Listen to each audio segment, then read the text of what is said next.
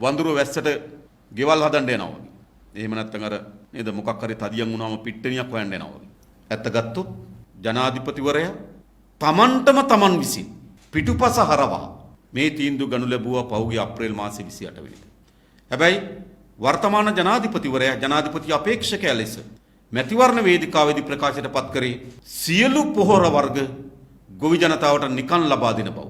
දැන් අපි දැනගන්න කැමති ජනාධිපතිවරයාගෙන් ඒ තීන්දුවේ තවත් ඔබතුමා ඉන්නවද? ගෝඨාභය රාජපක්ෂ මැතිතුමාගේ නිවසේ තියෙන එතුමා කිව්වනේ නේද? එතුමාගේ එළවලු කොටුව ගැන නෙමෙයි මේ කියන්නේ. The News Reporter. අපේ රටේ කුෂිකර්මාන්ත ශාස්ත්‍රය ගත්තොත් අපේ රටේ ශ්‍රම බලකායි 27කට ආසන්න ප්‍රමාණයක් යෙදෙන්නේ කුෂිකර්මාන්තය.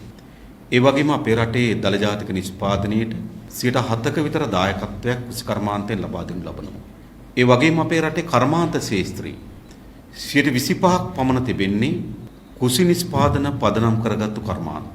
ඒ නිසා අපේ රටේ ආර්ථිකයේ ඉතාමත් වැදගත් කොටසක්, ඉතාමත් ප්‍රබල කොටසක් මෙම කුෂිකර්මාන්තේ නියෝජනය කරමින් තිබෙනවා. නමුත් ජනාධිපතිවරයා විසින් මේ ගනු ලැබූ තීන්දුව හේතු කොටගෙන කුෂිකර්මාන්ත ශාස්ත්‍රයට ඒ වගේම එහි නියැලෙන ගොවි ජනතාව විශාල බරපතල පන්නේ ගැටලු ගණනාවකට අද මුහුණ දී තිබෙනවා. මොකද මෙම තීරණය ගැනීම සඳහා අවශ්‍ය වෙන අනිකුත් මතුවිය හැකි ගැටලු පිළිබඳ දක්වා තිබෙන අවධානය, ඒ සඳහා යෙදිය යුතු සොයා බැලිය යුතු විසඳුම්, ඒ අහිතකර තත්ත්වයන් පිළිබඳව කිසිදු සැලකිල්ලට භාජනය නොකර තිබෙන බව තමයි මේ පෙන්눔 කරලා තිබෙන්නේ. මේ නිසා අපේ රටේ කුෂිකර්මාන්තයත් ගොවි ජනතාවත් බරපතල අභියෝග රැසකට මුහුණ දී තිබෙනවා. අද වන විට අපි දන්න සාමාන්‍යයෙන් ගත්තොත් අපේ රටේ වී වගාව, එළවලු වගාව, පොල් රබර් තේ ඇතුළු දීර්ඝකාලීන වගාවන්, කුරුඳු වැනි දීර්ඝකාලීන වගාවන් ආදී ශාස්ත්‍ර ගණනාවකට මෙම යෙදවුම් උපයෝග කරගනු ලබනවා. එයින් අද ප්‍රධාන ලෙස අනතුරට මුහුණ දී තිබෙනවා මේ කෙටි කාලීන භෝග. ඔබ දන්න උදාහරණයකට ගත්තොත් අපේ රටේ වී මාස 3 සිට 3.5 දක්වා කෙටි කාලීන භෝගය. බෝංචි ගත්තොත් මාස 2ක පමණ කෙටි කාලීන භෝගය. කෝව ගත්තොත් මාස 2.5ක් වගේ, අර්ථාපල් ගත්තොත් මාස 2.5ක් වගේ කෙටි කාලීන භෝග. එනිසා මේ භෝගවලට අවශ්‍ය වෙන යෙදවුම් නිසි කලට නිසි පරිදි ලබා දිය යුතු තිබෙනවා. නමුත් අද සිදු වී තිබෙන දේ තමයි නිසි කලට සුදුසු යෙදවුම් ලබා දීමට නොහැකි වීම හේතු කොටගෙන ගොවි ජනතාව විශාල අර්බුදයකට මුහුණ දී තිබෙනවා. විශේෂයෙන්ම කෙසෙල් වගාව ඇඹිලිපිටිය පළාතේ නිරත වෙන ගොවි ජනතාව, විශේෂයෙන්ම ඇඹිලිපිටිය, ඒ වගේම උඩරට වෙළවලු වගාව, කල්පිටිය ප්‍රදේශය කරන එළවලු වගාව, වගේම වියලි කලාපයේ අනුරාධපුර, පොළොන්නරුව, කුරුණෑගල, මොනරාගල, අම්පාර, හම්බන්තොට වැනි ප්‍රදේශවල කරන එළවලු වගාව විශාල අනතුරකට මුහුණ දී තිබෙනවා. ඒ නිසා ඒවට අවශ්‍ය මීට පෙර ඔවුන් යොදුන් ලැබුවේ රසායනික පොහොර නම් ආණ්ඩුවේම රසායනික පොහොර නතර කිරීම හරහා එම ගොවි ජනතාවට සුදුසු පොහොරක් ලබා දීම සඳහා ආණ්ඩුව කටයුතු කළ යුතු තිබෙනවා. නමුත් එසේ කටයුතු නොකිරීම හේතු කොටගෙන සමහර ගොවි ජනතාවගේ වගාවන් අද විශාල විනාශයකට මුහුණ දී තිබෙනවා. ගොවි ජනතාව පොහොර ගබඩා වට කරමින් තිබෙනවා. පොහොර ලබා දෙන ව්‍යාපාරික මධ්‍යස්ථාන ඇතුලේ රණ්ඩු වෙමින් තිබෙනවා. විශාල දුක් අඳුනාවක් ප්‍රකාශයට පත් කරමින් තිබෙනවා. ඒ නිසා මෙවැනි තීන්දුවක් ගැනීමේදී ගොවි ජනතාවට පොහොර පිළිබඳව අවශ්‍ය සුදුසු යෙදවුම් ලබා දීම සඳහා ආණ්ඩුවට නිශ්චිත වැඩපිළිවෙලක් නොතිබුණු බව තමයි ඉන් පෙන්වු කරන්නේ. ඒ වගේම පලිබෝධනාශක සහ වල්නාශක, විශේෂයෙන්ම වල්නාශක ගත්තොත් අද අපේ රටේ සාමාන්‍යයෙන් ඔබ දන්නවා කෘමිනාශක වල්නාශක සඳහා තමයි ලංකාවේ වැඩිම වට්ටම් කොමිස් ලබා දෙන්නේ වෙළඳුන් විසින්.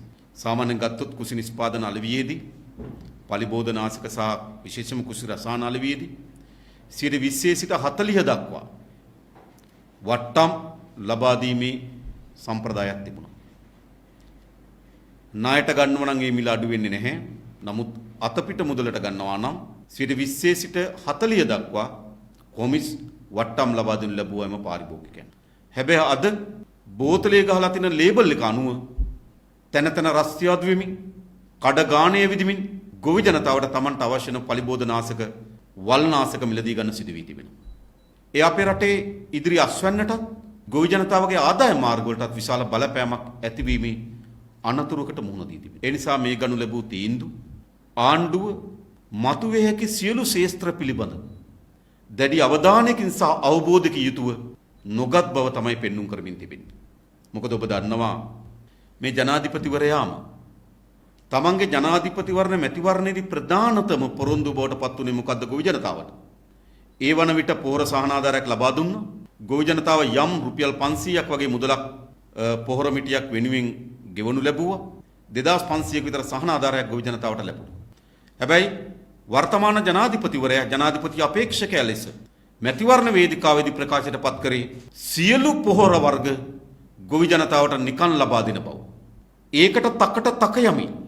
සජිත් ප්‍රේමදාස වර්තමාන විපක්ෂ නායකවරයාද ප්‍රකාශ කරේ සියලු පොහොර නිකන් ලබා දෙන බව. හැබැයි ඒ මොහොතේ දේශපාලන ව්‍යාපාරයකට අපි ප්‍රකාශ කරේ කුමක්ද? මේ පොහොර සානාධාරය කිසිදු මුදලකින් වැඩි නොකරන බව. ක්‍රමානුකූලව අපේ රටේ රසායනික යෙදවුම් වෙනුවට කාබනික යෙදවුම් ප්‍රමුඛතාවයේ ලක් කරන ලද වැඩපිළිවෙලක් සකස් කරන බව. දැන් ඒ ජනාධිපතිවරයා තමන් විසින්ම ජනතාවට දෙන ලද පොරොන්දුවට හාත්පසින් ඇත්ත ගත්තොත් ජනාධිපතිවරයා තමන් විසින් මොකද්ද මේ පිටුපස හරවා මේ තීන්දුව ගනු ලැබුවා පහුගිය අප්‍රේල් මාසේ 28 වෙනිදා. දැන් ඒ හරහා අපේ රටේ කුස්කර්මාන්තයේ ගොවි ජනතාවගේ විශාල ගැටලු ගණනාවක් මතුවී තිබෙනවා. පක්ෂයක් හැටියට කුස්කර්මාන්තය කරේ අපේ ප්‍රතිපත්තිය හරිය නිරව්. අපි දීර්ඝ කාලයක් තිස්සේ මේ රටේ ගොවි ජනතාවත් එක්කත් මේ සමාජයත් එක්කත් කුස්කර්මාන්තය පිළිබඳ අපේ වැඩපිළිවෙල අපි සමාජගත කරමින් තිබෙනවා. එහි ප්‍රධානතම අරමුණු තුනක් තිබෙනවා. පළමු අරමුණ තමයි ආහාර සුරක්ෂිතභාවය. අපි මැතිවරණ වේදිකාවල පසුගිය ජනාධිපතිවරණ විශේෂයෙන්ම හඳුන්වා දෙන්න ලැබුවා. ප්‍රකාශ කරනු ලැබුවා. රටේ ජාතික ආරක්ෂාවේ ප්‍රධාන කොටසක් තමයි ඒ රටේ ආහාර සුරක්ෂිතභාවය. ඒ නිසා අපේ ප්‍රතිපත්ති අපි සකස් කරනු ලබන්නේ එක ආහාර සුරක්ෂිතභාවය. ඊළඟ අරමුණ බවට පත් වෙන්නේ කුස්කර්මාන්තයේ දෙන ජනතාවගේ ඒ ගොවි ජනතාවගේ ජීවන තත්ත්වය සහ සමාජ තත්ත්වය උසස් කිරීම. ඊළඟ ප්‍රමුඛතම බවට පත් කරගන්නේ ජනතාවට වස විස වලින් තොර ආහාර වේලක් ලබා දීම. වස විස වලින් තොර ආහාර වේලක් ලබා දීම තමයි ඊළඟ අපේ ප්‍රතිපත්ති. ඒ නිසා කුස්කර්මාන්තය පිළිබඳව අපේ තුන්වැදෑරුම් ප්‍රතිපත් අරමුණක් තිබුණා. රටේ ආහාර සුරක්ෂිතභාවය, ගොවි ජනතාවගේ ජීවන තත්ත්වය සහ සමාජ තත්ත්වය උසස් කිරීම සහ වස විස වලින් තොර ආහාර වේලක් පුරවැසියන්ට ලබා දීම. ඒ තමයි ප්‍රමුඛ කොටගත් කුස්කාර්මික සැලැස්ම බවට අරමුණ බවට අපේ පත්. අපි දන්නවාද අපේ රටේ මහ පොළොව මේ පස නිසරු භාවයට පත් වී තිබෙනවා. වස විස වලින් පිරීලා තිබෙනවා. ඒ නිසා මේ රෝගී භාවයට පත් වී තිබෙන අපේ පස යලි නිරෝගී පසක් බවට පරිවර්තනය කළ යුතුයි. ඒ වගේම අද අපේ රටේ පුරවැසියන්ට ලබා දෙන බොහෝ ආහාර වස විස වලින් පිරී තිබෙනවා. ඒ නිසා වස විස වලින් තොර ආහාර වේල ජනතාවට ලබා දීම සඳහා සැලැස්මක් සහ දැක්මක් තිබිය යුතුයි.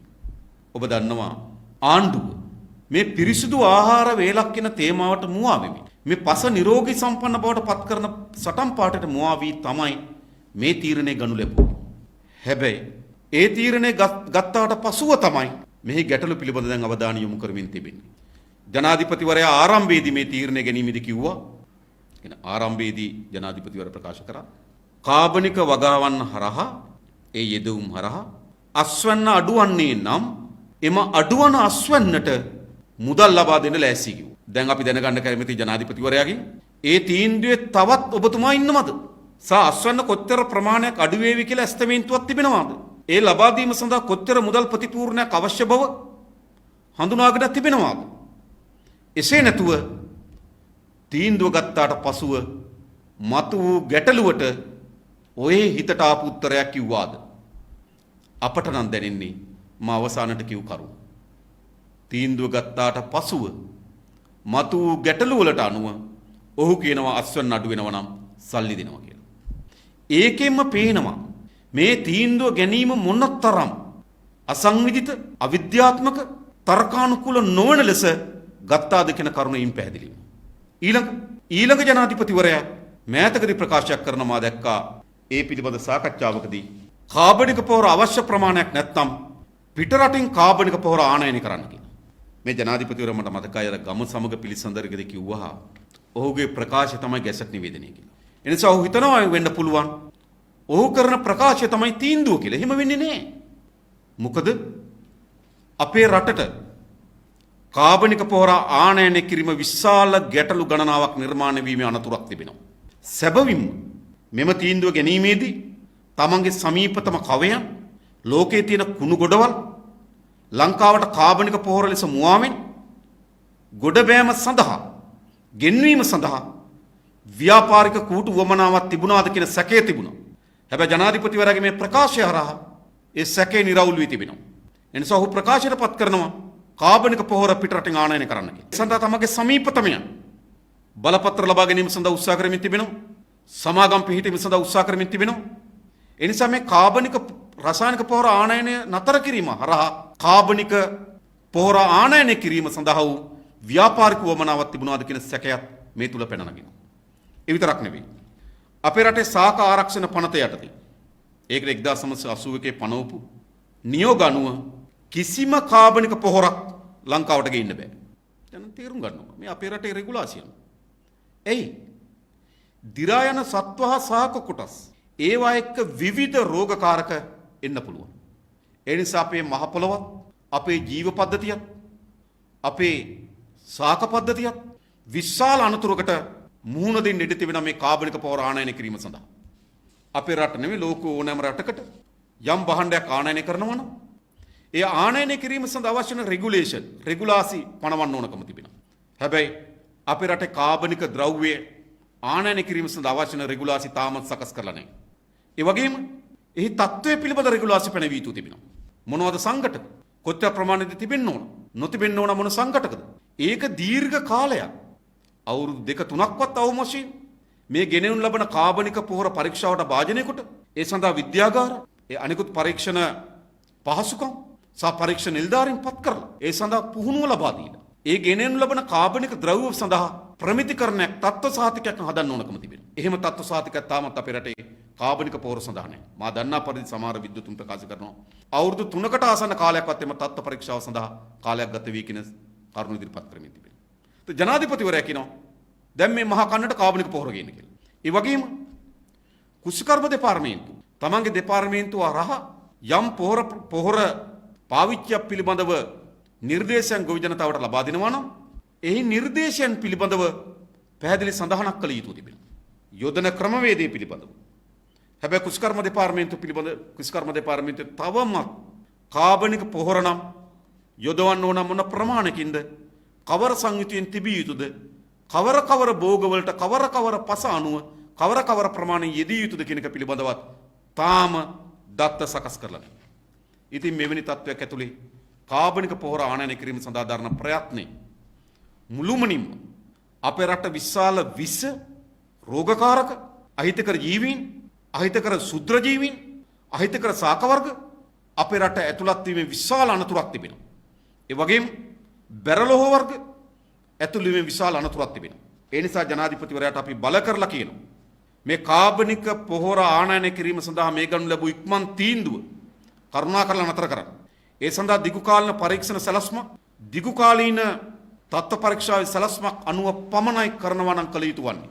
කරනවා නම් එසේ නැතුව කඩුමුඩි වඳුර වැස්සට ගෙවල් හදන්න යනවා වගේ. එහෙම නැත්නම් අර නේද මොකක් හරි තදියම් වුණාම පිට්ටනියක් හොයන්න යනවා වගේ. හරිද? මේ තීන්දුව ගන්න එපා කියලා අපි ජනාධිපතිවරයාට කියන්නේ. මේ කියන්නේ ගෝඨාභය රාජපක්ෂ මැතිතුමාගේ නිවසේ තියෙන එතුමා කිව්වනේ නේද? එතුමාගේ එළවලු කොටුව ගැන නෙමෙයි මේ කියන්නේ. මේ කියන්නේ තමන්ගේ ජීවනෝපාය කුෂ්කර්මාන්ත බවට පත් කරගත්තු. රටක ආහාර සුරක්ෂිතභාවය අතිශය වැදගත් වුණු. අපේ ශ්‍රම බලකායෙන් 28කට ආසන්න ප්‍රමාණයක් යෙදෙන ජාතික නිෂ්පාදන 7ක දායකත්වයක් සපයා දෙන. අපේ රටේ කර්මාන්ත වලින් කුසි නිෂ්පාදන පදනම් කරගත්තු කර්මාන්ත 25ක් පමණ තිබෙන.